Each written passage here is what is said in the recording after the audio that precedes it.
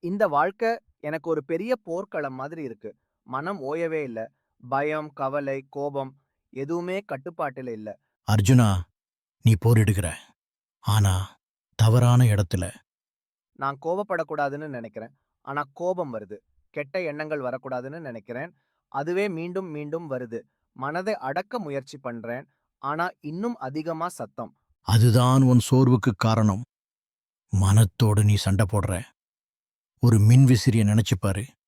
சுவிட்ச் ஆஃப் பண்ணினாலும் உடனே நின்னுடுமா? இல்ல, வேகம் இருந்ததுனால சிறிது நேரம் சுற்றும். அதே மாதிரிதான் உன் மனம். பழைய வினைகளின் வேகம். நீ ஏன் இப்படி சிந்திச்சேன்?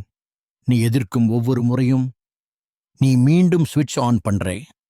அப்படின்னா, எண்ணங்கள் வந்தா நான் என்ன செய்யணும்? ஒன்னும் செய்யாதே. சும்மா இரு.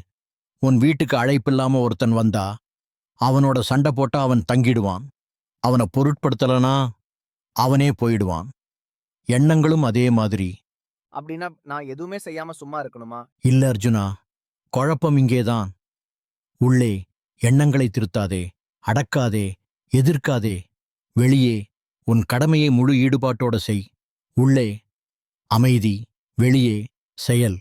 ஆனா நானுன்னு நெனச்சா அகந்தை வருதே! நீ சினிமா திரையை நினைச்சுப் பாரு. திரையில தீ எரியும். திரை எரியுமா? திரையில் வெள்ளம் ஓடும். திரை நனைவதா? இல்ல, நீ அந்த திரை. எண்ணங்கள், காட்சிகள். நீ மனமல்ல. நீ அதை கவனிக்கிற சாட்சி. எதிர்கால பயம், கவலை. எதிர்காலம், கற்பனை, கடந்த காலம், நினைவு. இருப்பதுவன் இப்போ. நதியிலே படகு போகுது. துடுப்பு போடு. ஆனா நதியின் ஓட்டத்தோடு சண்டை போடாதே. உள்ளே எதையும் அடைய முயற்சி செய்யாதே. வெளியே விளைவை கவலைப்படாமல் செயல் செய். உண்மை, நான் அடைய வேண்டியது எதுவும் இல்லை.